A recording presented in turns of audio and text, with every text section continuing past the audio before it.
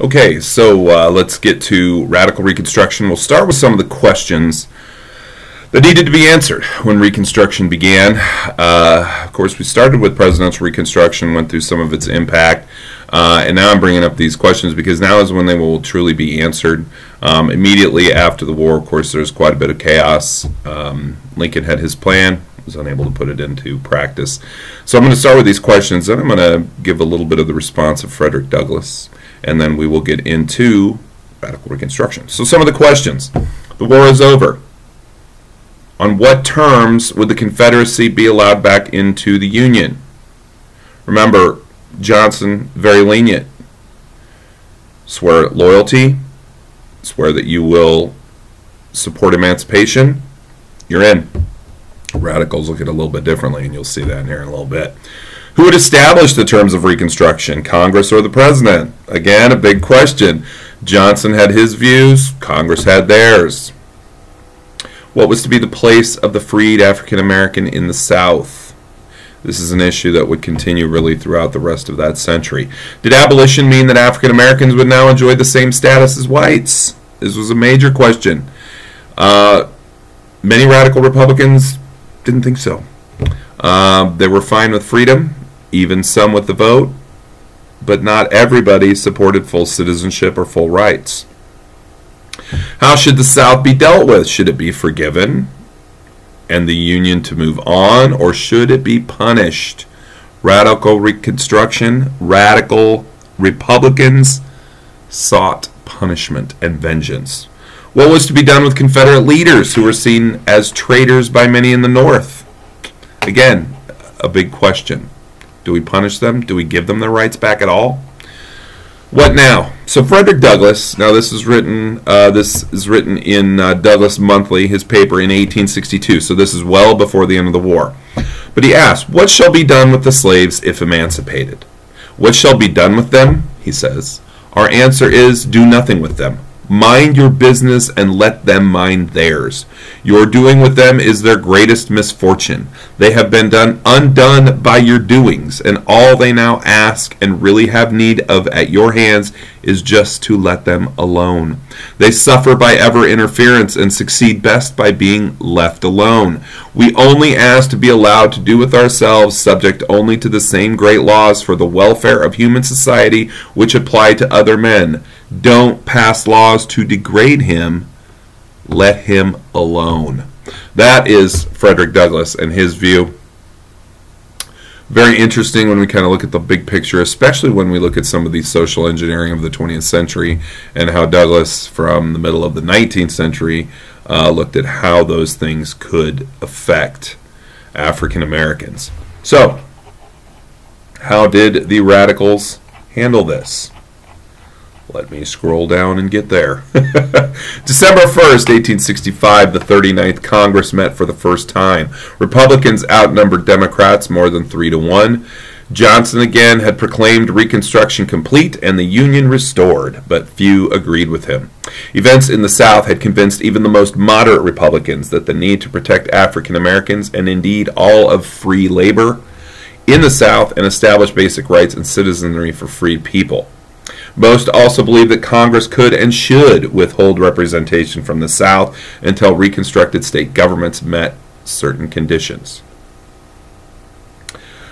The 1866 Southern Homestead Act, ex-Confederates, former slaves, and other citizens in the South to homestead in 5 public land states formerly part of the Confederate States of America: Alabama, Arkansas, Florida, Louisiana, and Mississippi. So there is land being doled out a little bit here and there, not solely for former slaves. Again, even ex-Confederates could jump in on this, but this is, of course, kind of a reaction to the Homestead Act that we saw in the middle of the war that Lincoln had initiated to get more people to support the Union and to get people from the South to leave the South and come to support the Union. So that was a whole other political action that he had taken.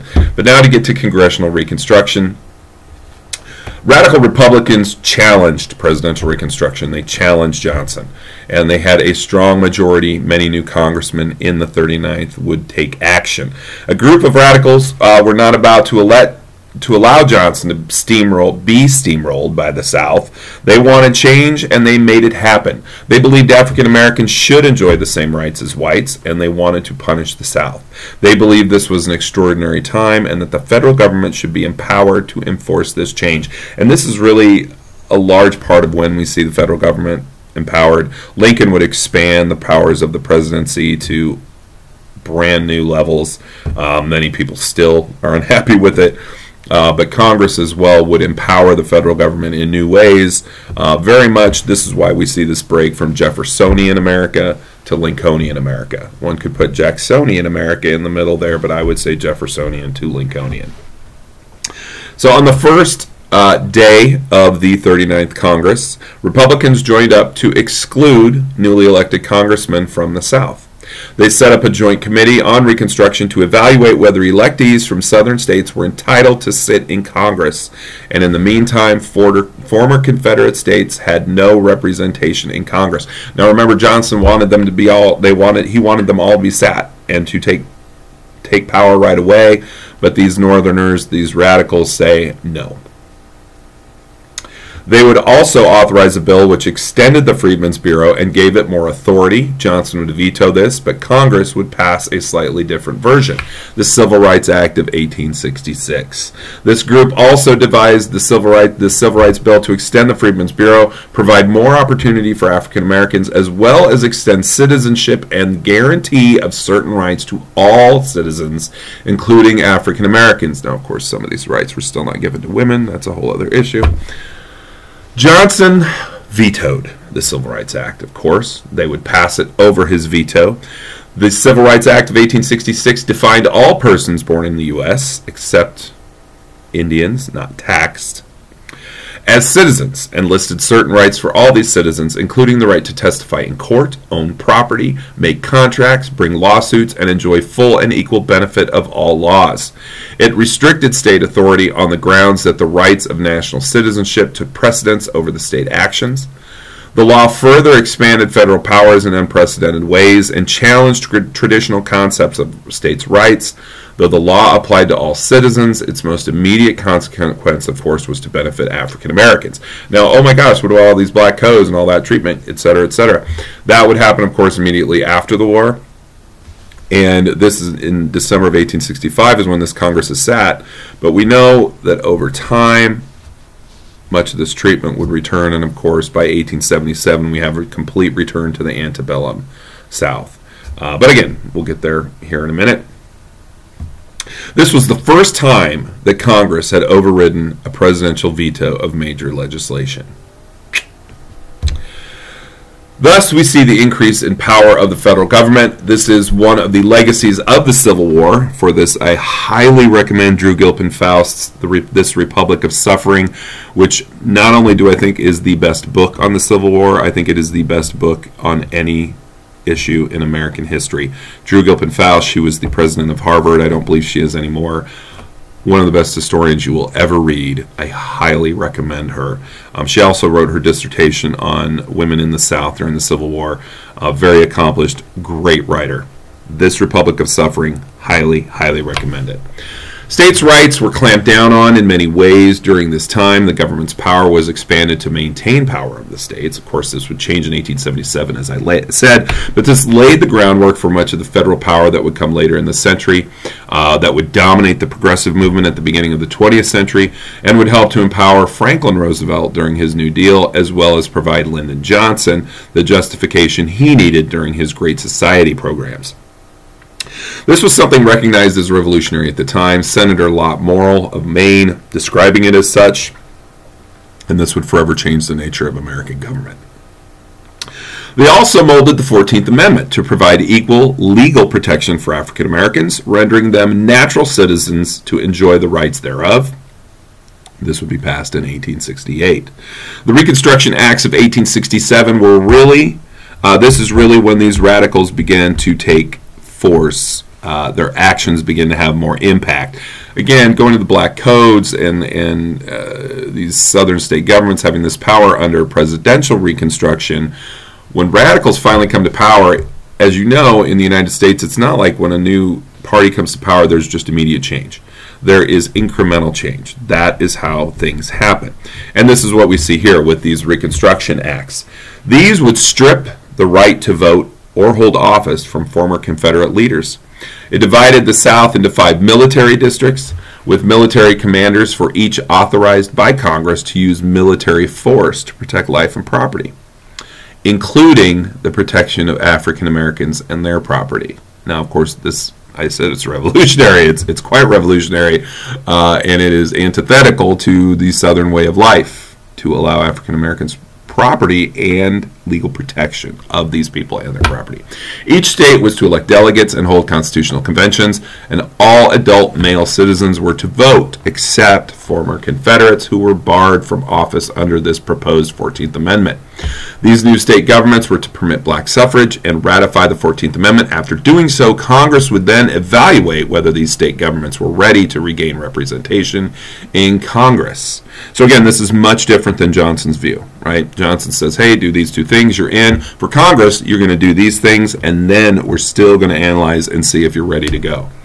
And it was very much like a nation being occupied by another nation. Now, through all this, of course, Johnson resisted. He would be impeached, the first president to be so. Of course, Bill Clinton would be the second. And Johnson, while he was impeached, he was not removed from office. Remember, impeachment is just the action and the vote. It is not the actual removal from office. So again, Congress is not fond of Johnson's methods. They felt he did not punish the South enough. He was too lenient. When they returned from break, at this time, they made these changes. Now, the Committee of 15 was made up of 3 Democrats and 12 Republicans. They went into the South and interviewed folks to further understand the situation and the condition in the former Confederacy. They used somewhat selective methods and communicated to D.C. that Southerners did not accept their fate in the war, they would not accept freedom for African Americans, and would not agree to other Reconstruction conditions. Johnson sent Grant down there, who found just the opposite. But again, this is selective. Each side is quite selective in what they do. They based their decisions off those who had answered in favor of the answer they desired. Radical Reconstruction would then turn this up a notch. Basically, those in the South were to accept the Radical Reconstruction plan or be imprisoned, lose vote, or any type of office potential. Many from the North would come down to take part in the Freedmen's Bureau. They would accrue political office or other positions, often many state executives, for example, lieutenant governors, secretary of the Treasury. These were folks from the North who were exercising their power in the South. And what were these people called? They were called carpetbaggers, one of my favorite terms from the Civil War era. What were those who worked with carpetbaggers and freedmen called? Scalawags. So if you were a Southerner and you worked with one of these carpetbaggers, you would be termed a scalawag, which again, kind of a fun term. Again, they would expand the power of the Freedmen's Bureau, help to perpetuate Republican power, and those who were agents of the Bureau. They pushed distrust of whites so that they could get elected. Again, there's a lot of malfeasance going on here, people from the North coming down, taking advantage of the situation, empowering themselves in many ways. Now, as far as changes that we see during and after, well, during Radical Reconstruction, the 14th Amendment again passed in 1868, which would define citizenship, the Due Process Clause, and provide equal protection. 1868, we have a presidential election, and of course, U.S. Grant would become president. He is elected. He took 214 electoral votes to only 80 for Horatio Seymour, but he only won by 300,000 popular votes. It's important to note here 500,000 African Americans voted, and they all would have voted for Grant. This is when we see the use of the bloody shirt. Republicans used this as their slogan for Grant's election in 68 and 72, and they would for Hayes in 76.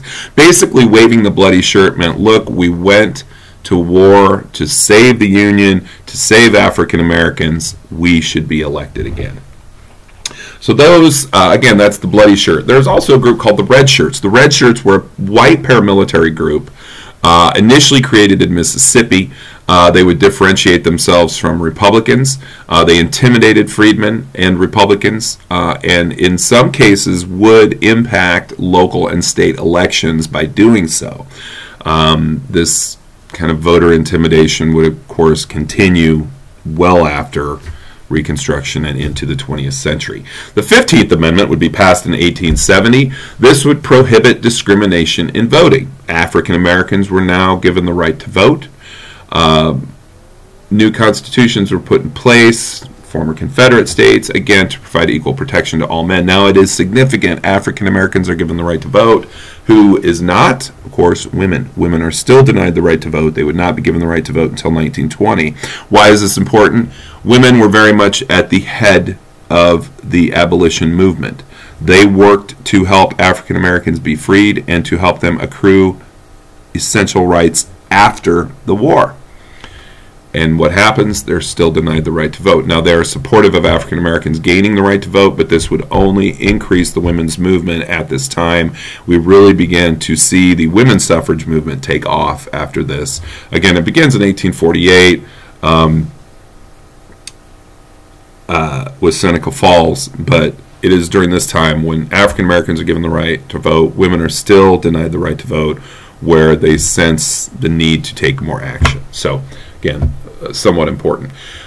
To touch upon something very briefly called Black Reconstruction. Now, this is the title of a work by W.E.B. Du Bois, who is a major civil rights leader in the United States, an amazing scholar.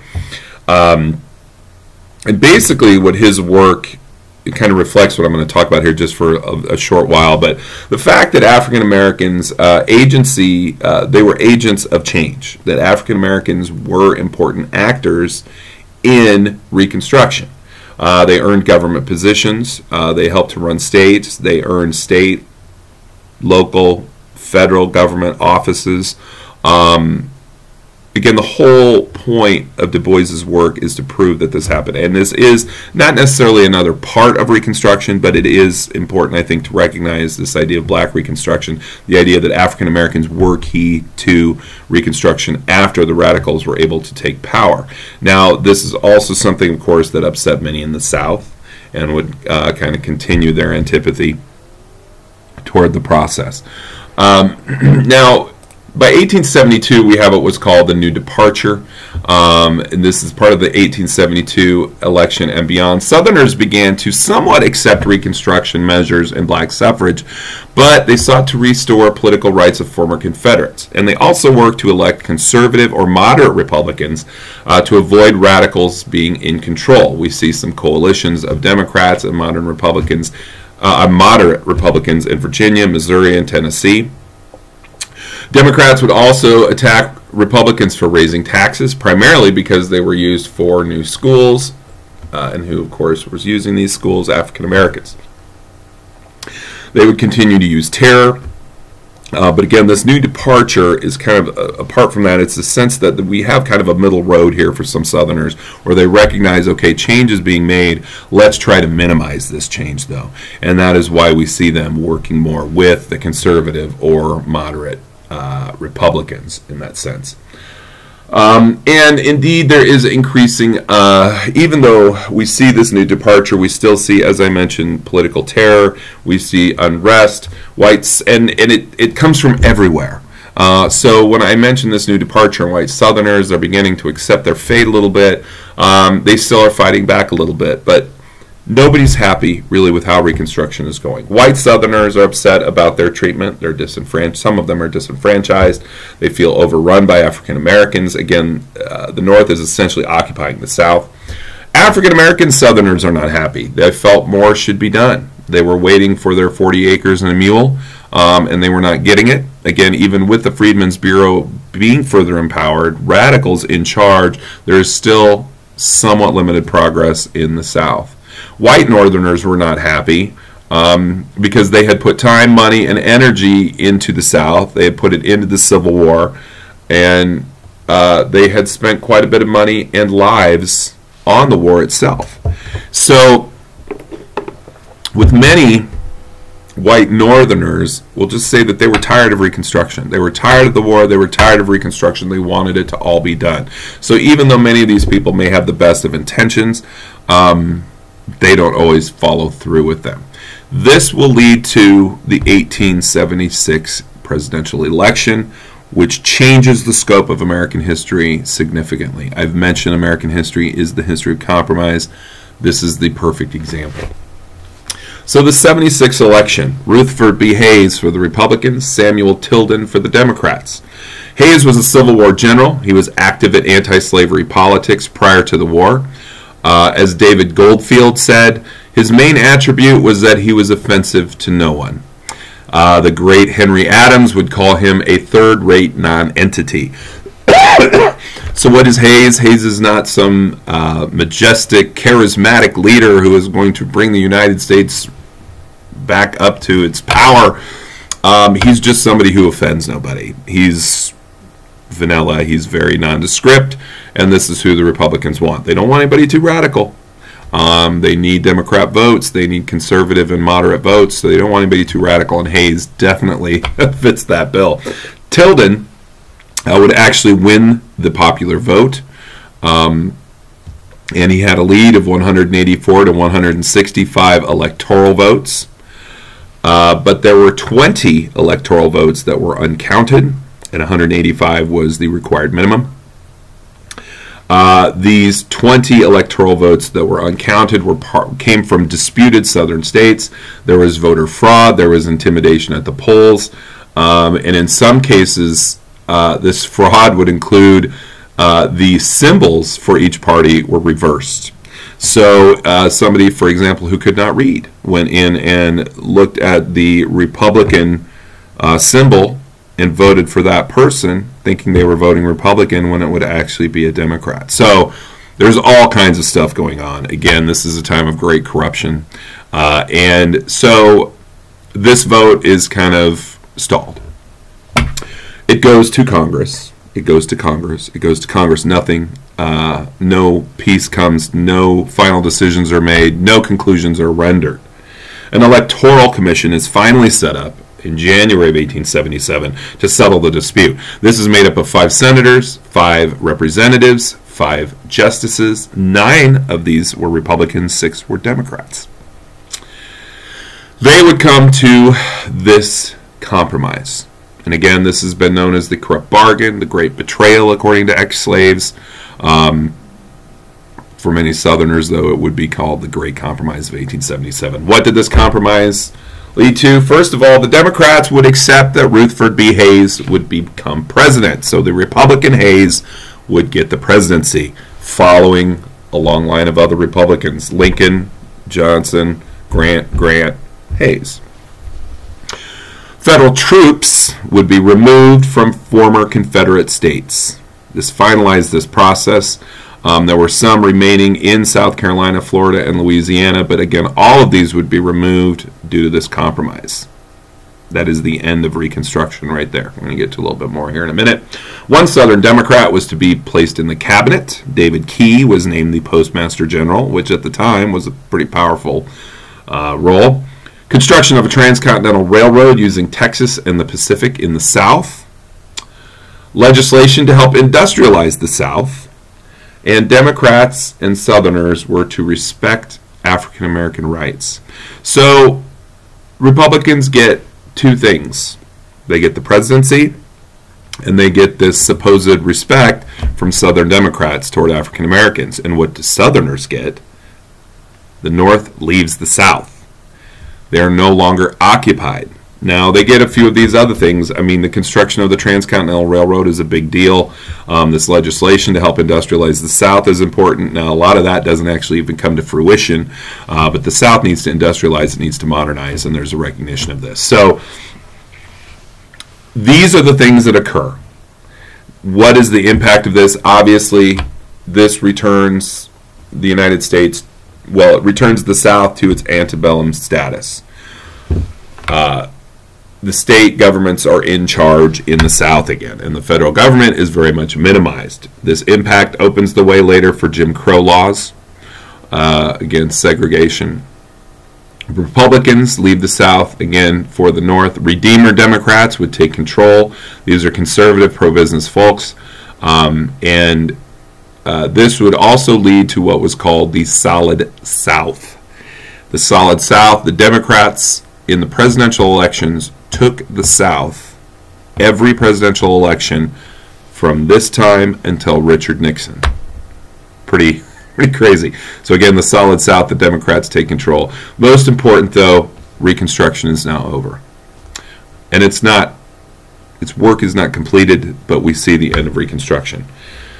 The South is once again left to its own devices. African Americans in the South would refer to this again as the Great Betrayal, others as the corrupt bargain, and the history of this compromise. But there was nothing great about it. The federal government expanded greatly during this time, but states were still left with a solid amount of their own power.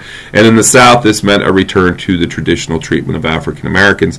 I've mentioned Jim Crow. Of course, many of you are aware. Voting rights were very much restricted due to poll taxes, due to literacy tests. Of course, poor whites couldn't pay these poll taxes, couldn't pass these literacy tests, but that's where we get the grandfather clause. And basically in these southern states, if your grandfather voted in a presidential election, then you could vote in a presidential election.